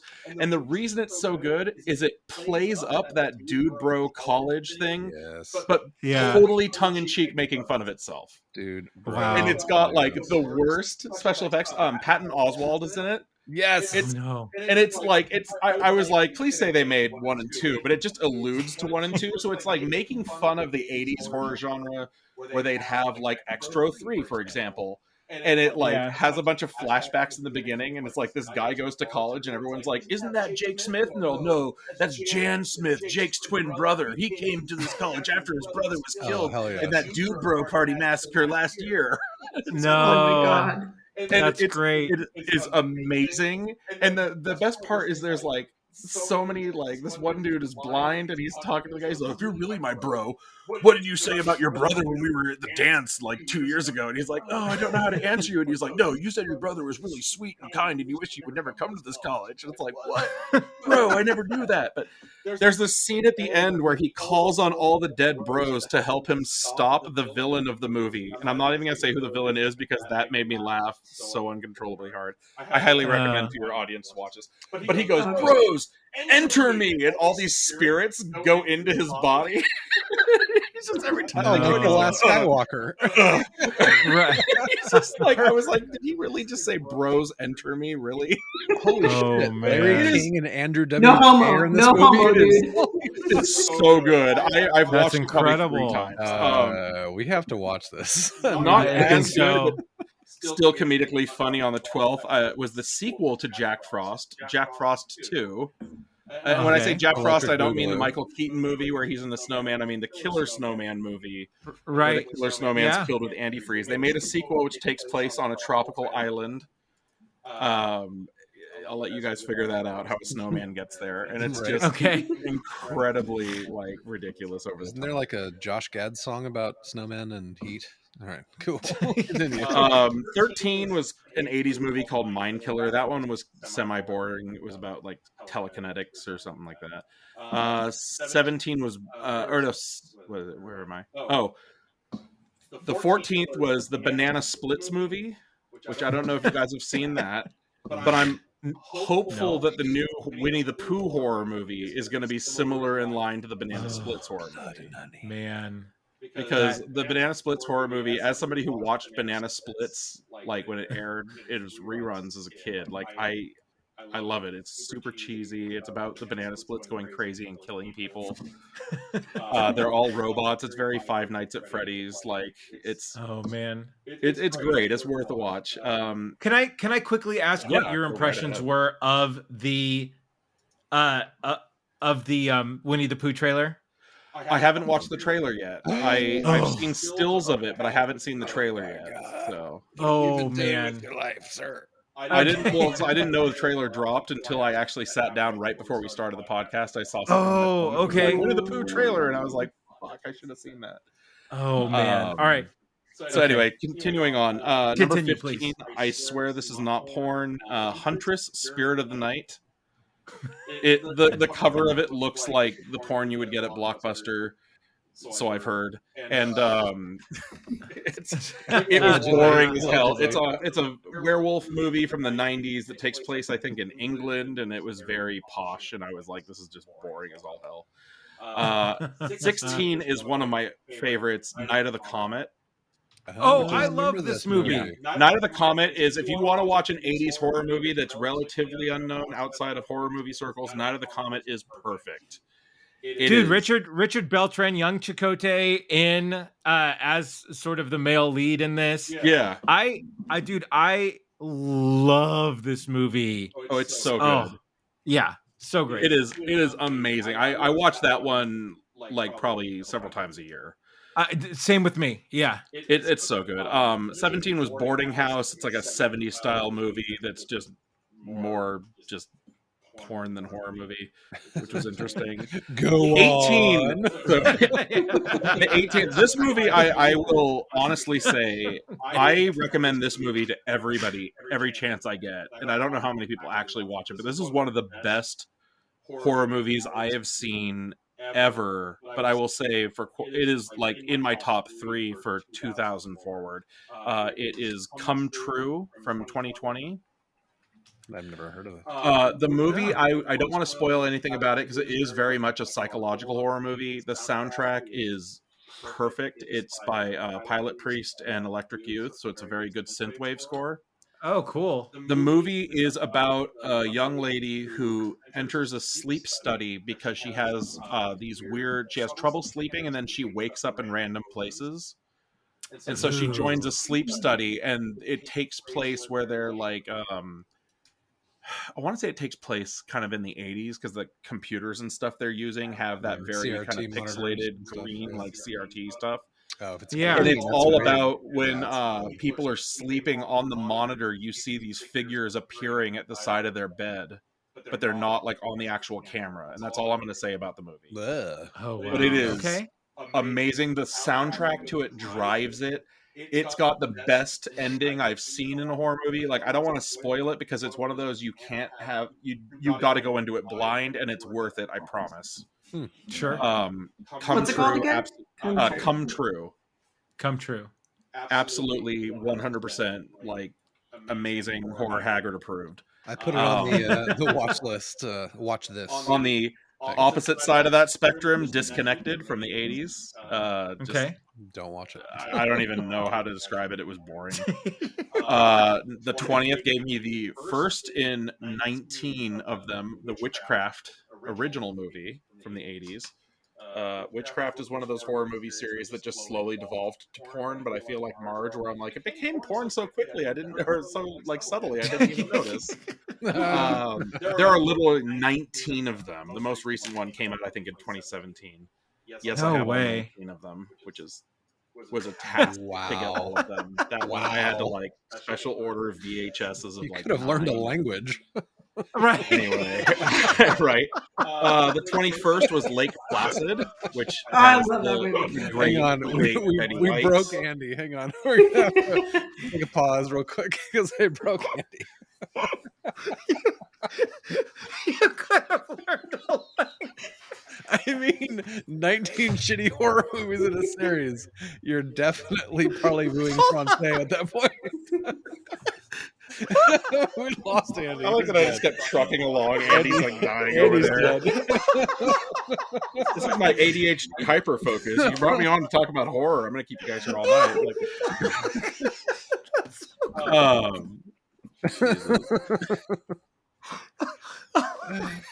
You okay? Oh, I'm great. I love that so much. So after Lake Placid was Brain Dead on the 22nd, not to be confused with Brain Dead, or was it Brain Dead? Was the original name of Dead Alive? Yeah.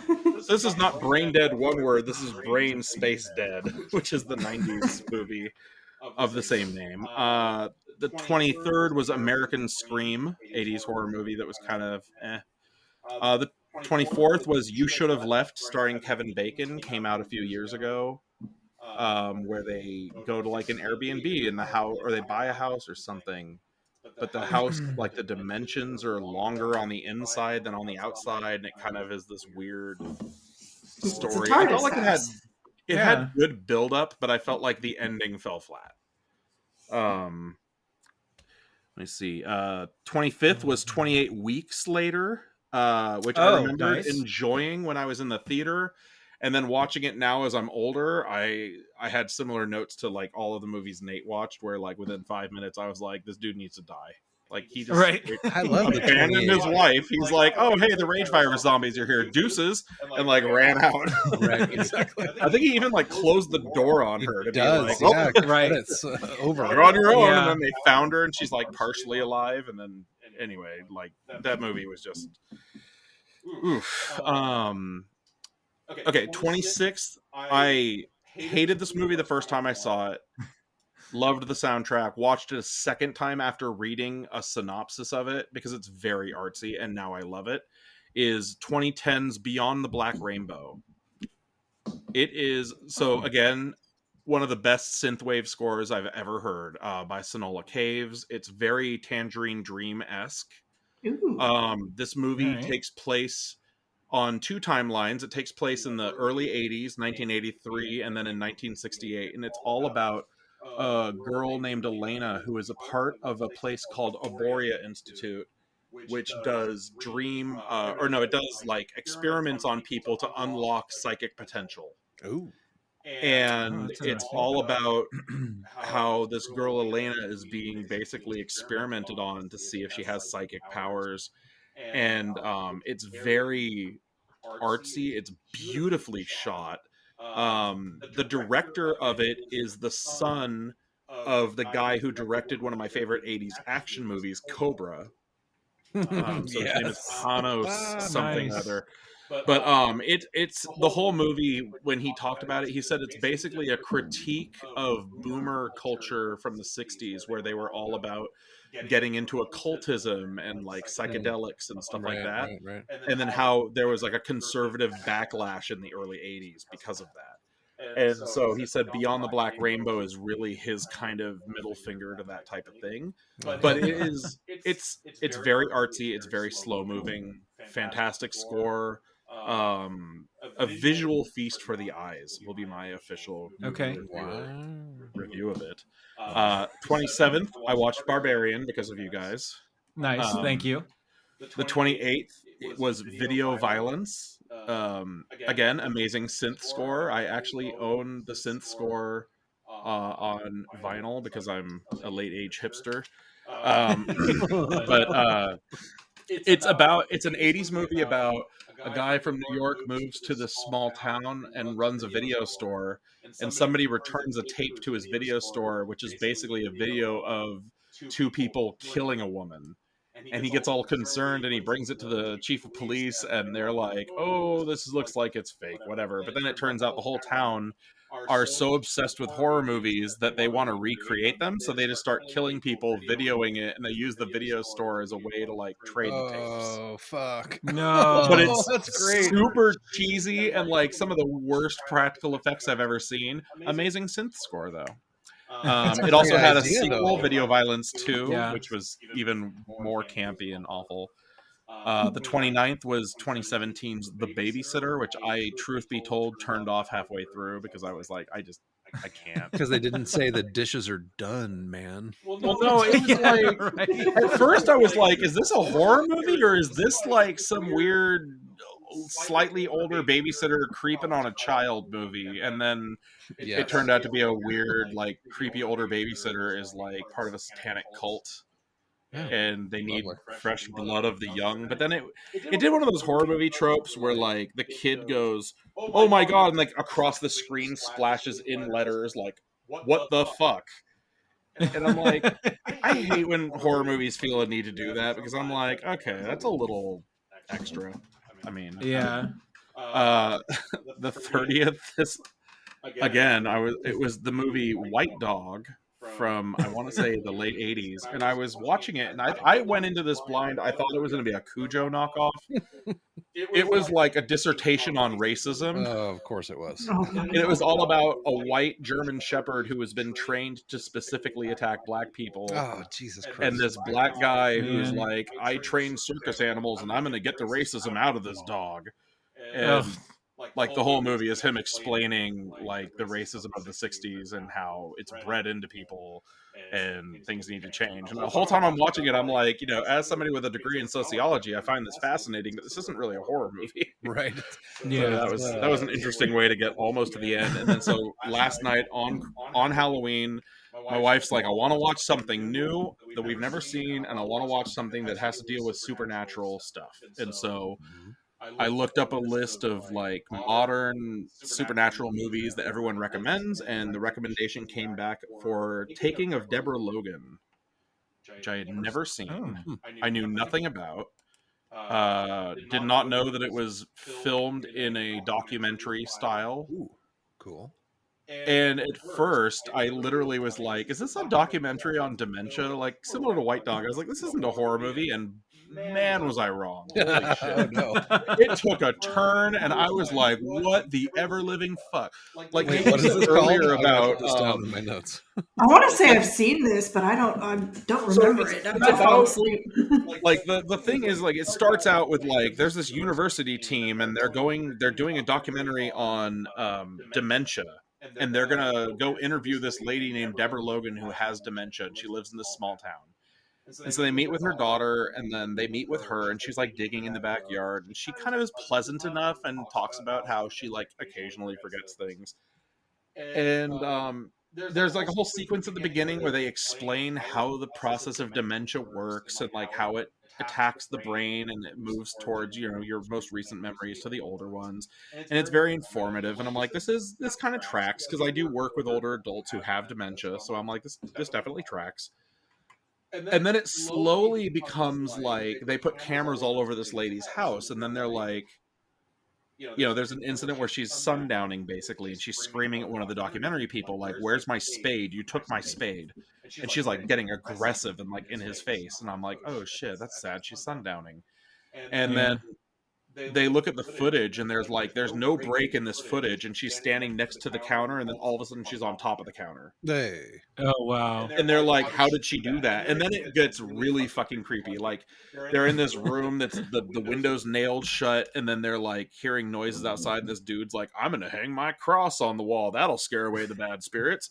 And then he turns around, and Deborah's like over his shoulder, and she's like, I don't like what you're doing in my house. And then like the window flies open, and then he turns back, and she's just gone. Oh wow. And she's like out in the woods, like ripping open her hands, digging in the dirt, and it gets like really fucking creepy. I'm not gonna say anymore because I don't want to spoil it. Wait, I will say, what was this called again, Steve? What's the title? The Taking of Deborah Logan. Nate, earlier you mentioned camera angles, I think with Deadstream, how that scared you. Yep. This movie does that in spades. I was like, absolutely the fuck not. I scared myself last night because I was trying to scare my wife, and I was like, oh man, wouldn't it be hella scary if you went down late at night to get some water, and you like walked into the dark living room and looked at the piano, and Deborah Logan's just sitting there like slowly playing the piano naked. And my wife's like, yeah, that wouldn't be scary. And I'm like, yeah, it would. So then fast forward to 1:30 in the morning yesterday, I'm up, like playing video games, and I'm like, oh, I should get some water before I go to bed. And I go downstairs, and I'm like, oh shit. And that's like all I can think about. And I look at the piano, and my fucking dog knocks something over. Oh no! I was gonna say, out of me, tell me your wife was on the piano waiting for you. Right? No. I did like a mix of a scream and a trying to say who's there. So it was like, who's there? It was just awful. And then my beard is ferocious. Hear me. Right. I think I left all the lights on last night to lead my way back to the room. I was like, absolutely not. I was like, I'm oh man, I'm not playing with your shit, demons. Like, god damn. No. It's like the lost Alanis Morissette verse where Horror Hagrid is afraid of horror movies. Oh yeah, it is ironic, don't you think? Don't you think? Be like Deborah Logan coming up. She's like, I took all your knives. I'm like, damn it, irony. Anyway, but no. So those are my 31 days of horror recap for this year. Nice. Yeah. So this year, I think what I'm gonna do next year, because it was kind of a pain how I had to calculate the number and find it. I'm gonna finally enter all my movies into a spreadsheet that are numbered, so I could literally just be like, oh, number 874. That's this, and then just go with it, because I had to do a lot of quick math. Yeah, I missed the selection. Was it just like a randomizer that gave you a number, and then that? Yeah, it was a randomizer between collection. Yeah, exactly. Gotcha. Okay. Yeah, and also I'm adding a whole bunch more to my collection. I'm sure this year I have like a bunch of movies I still need to shrink the file size and organize and put on my server so that I have even more. Right on. But yeah, so that is my 31 days of horror recap. That was awesome. No, thanks so much for sharing that with us. I had a coworker that does this and still does this, and so he posts what movie he's watching every day on Facebook, and I kept up with it. It's always something that I've wanted to do, but I've never had the actual like oomph to organize it and put it together and actually put a list together. I think I may try this next year. And give it a decent go, because I've with my Shudder subscription, I've really started to enjoy like horror again. There was a weird minute that for some reason I thought I wasn't into horror movies anymore, but then I forget what it was too. There was something, and it might have been something that you recommended, Joe, that I watched. I'm just like, man, I forgot how much I love these movies. And then got my Shudder subscription, and then from there I was after watching the first movie that I watched on Shudder was Psycho Gorman. Did you watch this? Oh yes. Yeah. I love that movie so much, and I think it's so good and it's so great that I was just like, and like I'm like, this movie was made a few years ago. Like, oh my God. Like, it's incredible. And so just the fact that these movies are still getting made and have that, because they not everybody has the budget for all these, for all these effects and everything. So they go practical with it. And there's just something that's so it's so elegant. It's an elegant unelegance, right? Mhm. That it brings out just so much, and it's so visceral that I just love it. And I think it's great. And so, yeah, I think I can try to make this happen next year. I definitely feel like there's been a resurgence of that style of movie, like the Psycho Gorman movies, or the more psychological horror movies like Hereditary or things like that. Whereas I feel like I had a similar, like, I've always loved horror, but I feel like between, I'll say 2003 to like 2012, 13, it felt like every horror movie that was coming out was a carbon copy of itself or another one. Right. It was a lot of found footage. It was a lot of, we're going to remake this or we're going to remake that. And it just felt like it was kind of stagnant. But then I feel like in recent years, horror has kind of had a resurgence with new ideas, kind of returning to some of the more practical effects, trying new things. And I'm really excited about that. So. Yeah, speaking about practical effects and trying new things, we should talk about Werewolf by Night real quick before we sign off, because we haven't done that yet. Yeah, no, absolutely. Well, Nate, as our resident Marvel aficionado, yeah, cheers. Why don't you start off with this? Sure. Yeah, I don't have a bunch of notes from it. It's more of I love the way that Marvel is doing this as a special presentation, throwing me back to old school HBO, where they would have like this hypercolor screen flashing across, like, special presentation from HBO. Yeah. So apparently Marvel's doing this with a bunch of their new properties. We talked about this earlier in the Marvel Minute with Silver Surfer. Might happen with a bunch of other things where it's kind of the Guardians holiday specials getting tagged as this, right? Right, exactly. So it's going to be a bunch of not directly connected, but in the universe introductions, kind of peeks behind things, and it's really a trial run for Marvel is what it is. Sure. How these things kind of score, and Werewolf by Night scored off the charts for them. So it'll be interesting to see where this goes. I absolutely loved it. I thought it was a great throwback. I love that most of the effects were practical. People were complaining about the wolf costume from the werewolf, and that's the whole point. It's supposed to be a throwback, right? Well, so here's the thing: it's kind of themed as a throwback with a black and white, but it's not. It's a present day retelling of this whole story because it actually fits into the MCU right after the latest Marvel movie. So the whole point of these special presentations is to introduce these new worlds and kind of players and different characters into the MCU at large, and they're using this special presentation as a vehicle to do that, which I think is brilliant. I really love the way they did it's not Swamp Thing, it's Man Thing, right? Man Thing, thank you. Yes. Yeah. He has like the radioactive grip or whatever, the kung fu grip that destroys everything. I really loved the idea of the less is more with some of those scenes, especially in the werewolf transformation scene where all you see is Jessica Ritter and the silhouette of the werewolf transforming. It was such a great throwback. I really loved the randomness of the shit. I can't remember his name now. It wasn't Bob, but it was something like that. Like the man Tim. Tim. Yeah. Oh, hey Tim. Yeah. I know your friend. And he's like trying to communicate like Chewbacca, which I really loved.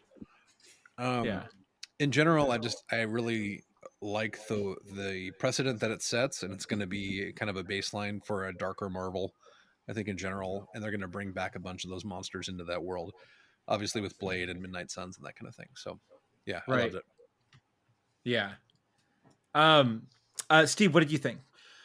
I agree with Nate. I liked the kind of throwback, kind of homage, I'll say, to the old black and white kind of Hammer horror. Like I liked personally the werewolf. Like it looked like he was wearing a hair shirt, but I was laughing because that is like on point. Very for all of this. Teen Wolf. And I did love the transformation where it just did the shadow, because that again was very much how a lot of these older horror movies filmed things. I really enjoyed that. I'm horrible with names and faces, so all the characters I was just like, oh, that guy or that person. Like I was glad that Man Thing is what his name is, the kind of Swamp Thing Cthulhu hybrid guy at the end. Yeah. I keep forgetting his name. I was glad to see him at the end, and I was like, because at that point I thought, okay, this is going to tie in later to the greater Marvel universe. Because I was thinking as I was watching it, I was like, okay, this is like a fun spin-off Marvel Halloween special. But then after I saw that, I was like, oh, okay, this is probably going to tie in with everything else. But I did enjoy it. I liked kind of the lore behind the whole monster fighter hunting club, I guess they are or whatever. Basically a club, yeah. Like a so I kind of like that. I did like the it was all black and white, but like subtle shades of red. I felt like really kind of made it pop. Cinematography wise, it was beautiful. Yeah, I enjoyed it. Yeah. Joe, what did you think? Pretty much the same. Yeah, it was really interesting, and it reminded me of the old school horror movies. I honestly forgot I was watching a Marvel thing until like afterwards at the very end. I was just like, oh wait, yeah, that's something. Wait, does this tie into something that I don't know about, or is there like a character in there that I'm supposed to know? Yeah, it was completely different than what I expected, frankly, because it was a Marvel property. Like they did such a great job doing it. Yeah, like I'd totally watch it again, just for fun. Yeah. No, I watched this with Jamie, and after it finished, Jamie was like, why wasn't it longer? She loved it. That's what she I said. loved it. Right. No, it was so different as a Marvel, as a Marvel property, and I think it was like the if I had to pick at it, because I liked all the things that you guys liked about it. The sort of Wizard of Oz moment at the end, right? I thought was a little weird, going to color. I think they just should have kept it in black and white. But no, I love it. It definitely captured that old school horror vibe, but definitely did feel a little Marvel with Tim being Tim, and not just up the road. Yeah. I do have to say that the old sort of grizzled biker guy, Kirk Thatcher, was the punk who gets Vulcan neck pinched in Star Trek 4. Nice. Great pull. Yeah. He is apparently a sort of a legendary horror producer, and he even produced the Muppet Haunted Mansion thing on Disney Plus. Nice. So yeah, so that was really cool. That was a fun nugget for me as a Star Trek fan and as a reborn horror fan to see him in there, and a Muppet fan. Yes. Right. Yes. Yeah. So I thought that was great. But yeah, it was such a great, and I love that they didn't decide to make this like decide to sort of stretch it out into like a 6 half-hour segments, that they just decided, no, we have this great thing. It's going to be an hour long. We're going to call it a special. And it worked. It totally worked. And it definitely whet the appetite for more, of these things hopefully, now that we are getting confirmation that there are going to be more of these specials, I think it puts Marvel in a really good spot not to drag out some of these, some of these other properties that they could, potentially ruin by needing to put too much stuff in. But just, man, give me a great, compelling 60-minute story and I'm good. I'm great. I can make it. And I just thought this is a total home run. Yeah. So. I love the idea of the special feature being a movie, and just, that's the thing. I mean, it doesn't have to be 60 minutes. Give us a little bit more, maybe, potentially, but the idea where it's just a litmus test for how it's going to perform in a longer format. Right. Yeah. Well, moving on, I really appreciated how most of the effects in this show were practical. There was very minimal special effects at all. And in fact, like Tim was mostly practical. They have this amazing monster they made for him. So obviously his facial expressions and that kind of thing were all digital, but the majority of everything was practical, I really enjoyed that. So Yeah, I totally agree. I think this was, it was definitely a good showing from Marvel.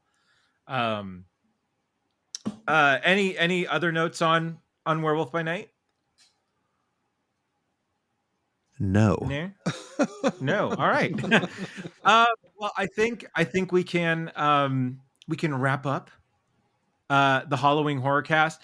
Steve, dude, thank you so much for coming on. I just, a quick note, your breakdown of League of Legends and Arcane is our highest performing podcast Really? of the last year. Yep.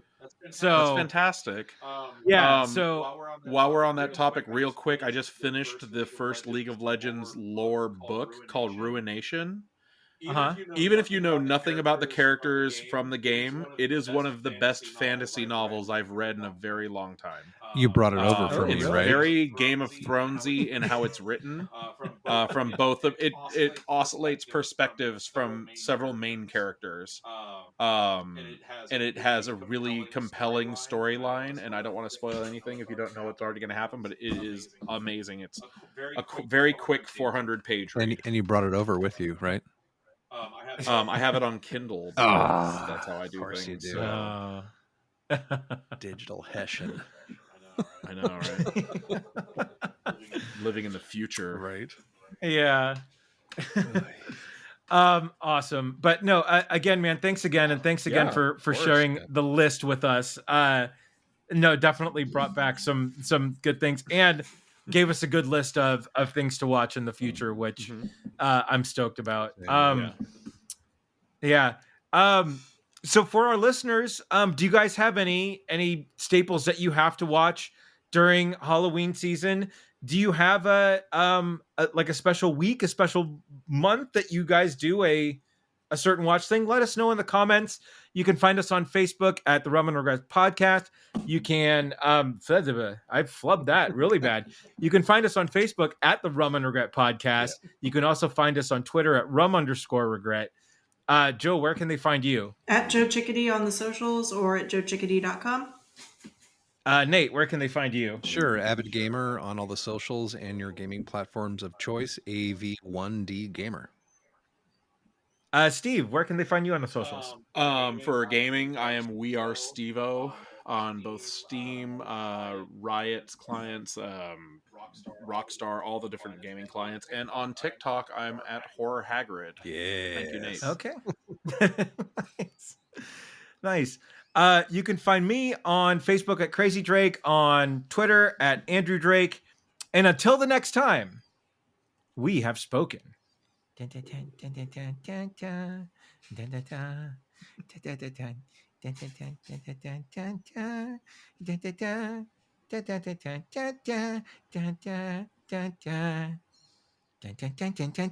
got that bad feeling, man.